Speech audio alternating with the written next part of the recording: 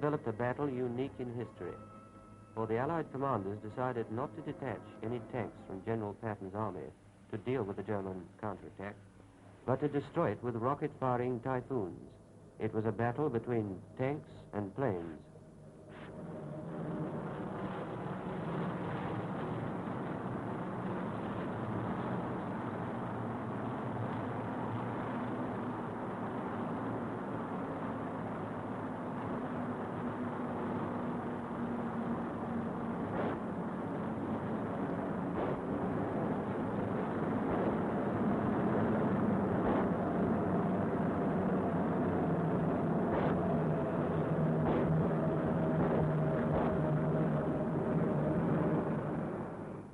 On the first day alone, our Typhoons destroyed over 80 German tanks. After 2 days of battle, the Germans withdrew on August the 9th.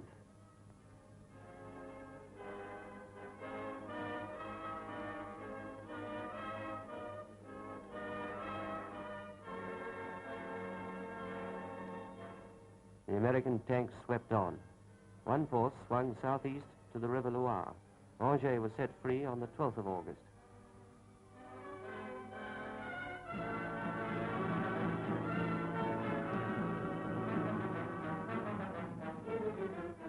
Nantes was freed on August the 13th.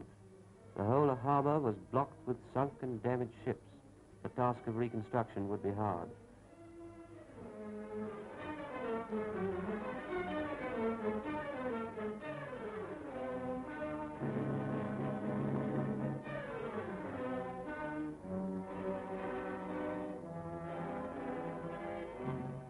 Other American troops fanned out in the direction of Le Mans, Vendôme, Blois, and Orléans.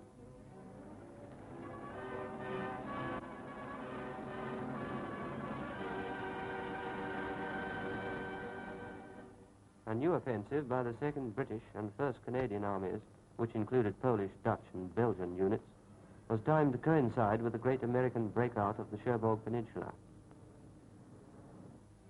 A Russian military mission came to see the crushing of the Germans in the west. The British and Americans, as they advanced in France, knew that their comrades of the Red Army were fighting on the very frontier of East Prussia. They knew that the Russians had reached the boundaries of Czechoslovakia and were already pressing into Romania.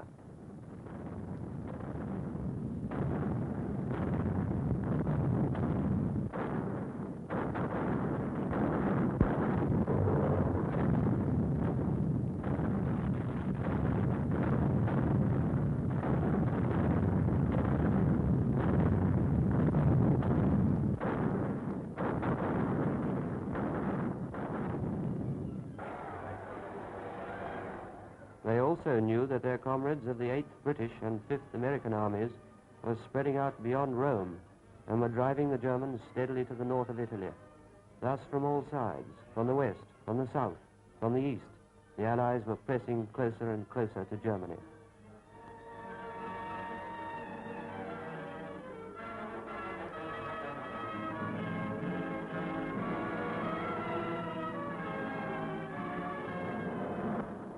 It was with abounding confidence then that the Allies fought in Normandy.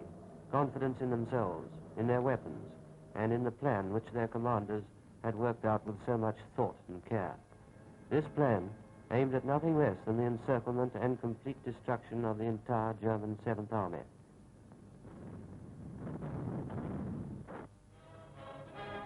The British were to advance to the River Bier. The Canadians were to attack down the Falaise Road. The Americans would thrust up from Le Mans to Argenton. Next, the British were to go forward to link up with the Americans near Argenton. The Belgians and Dutch would advance here, and the Americans and the French in this direction to meet the Poles and close the trap. The first phase of the attack began on August the 1st by a famous British Guards regiment.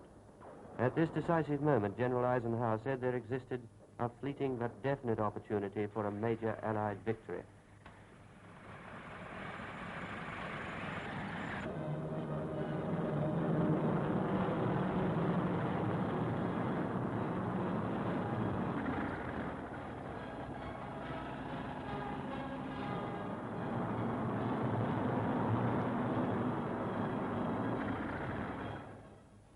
Next, the Canadians pushed down the Falaise Road. Hundreds upon hundreds of tanks moved up for the attack.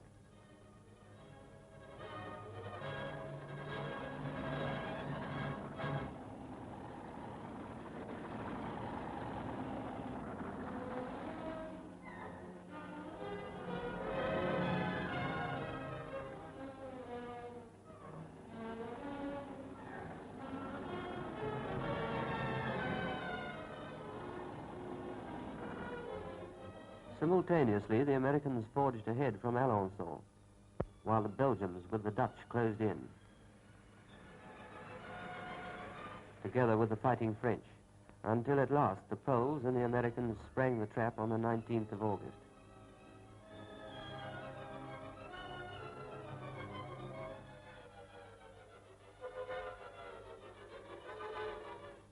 The good plan had succeeded. The 7th German Army was herded together into a small area from which there was no escape. Those Germans who did not surrender were killed. The others marched off to prison camps. In all, 92,000 prisoners were taken between the 10th and the 25th of August.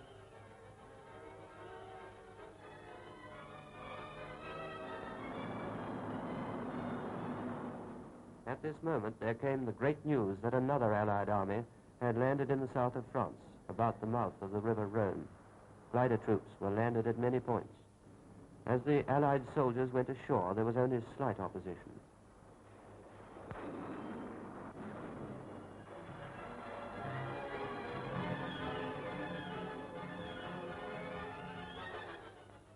The news of the defeat of the 7th Army had utterly demoralized the Germans in the south of France, who seemed only too willing to surrender.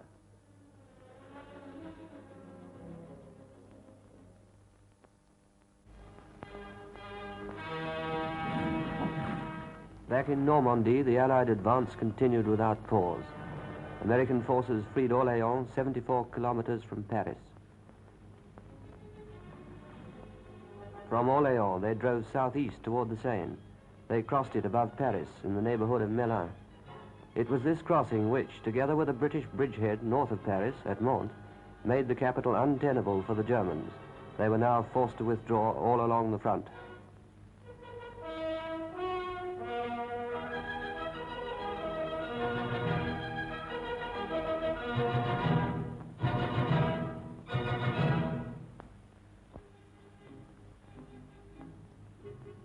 The streets of Paris lay empty in the light of early morning.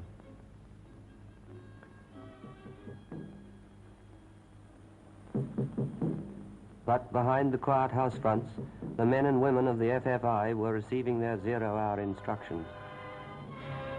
Once more the call went out, citizens to the barricades.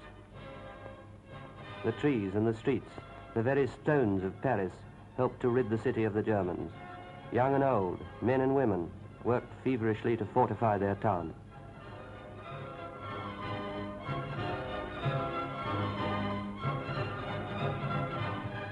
The flying squads of the FFI seized the Ile de la Cité.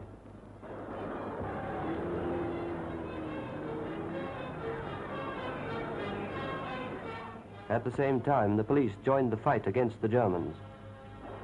Presently, smashed German tanks began to litter the streets.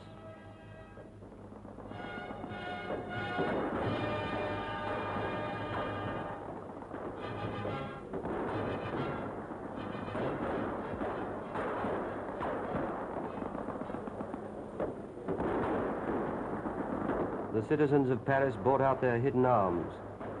Mechanics, bakers, bookbinders, shopkeepers, clerks, men and women of all classes, of all ages, all professions, united in a common effort to throw the Germans out of the city.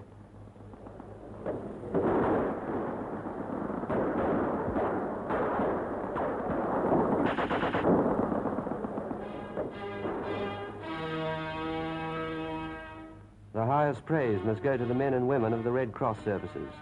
They went about the streets helping the wounded in the gutters and back alleys.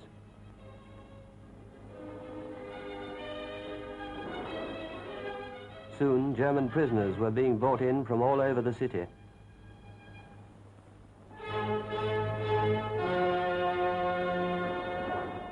Others were still trying to escape. But from the windows, the men of the FFI hurled their bombs.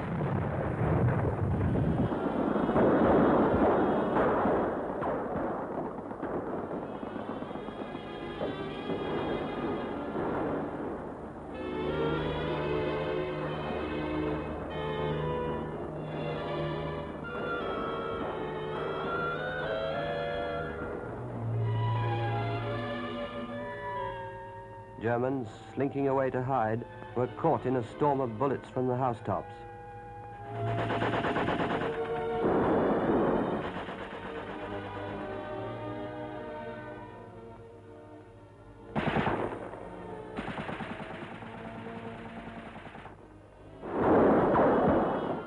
Their very arms helped to strengthen the fighters on the barricades.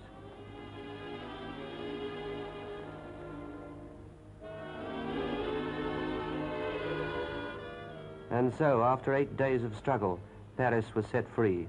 The terrible days of 1940, the degradation of years of occupation, were almost forgotten as the tricolor rose once more over the roofs of Paris.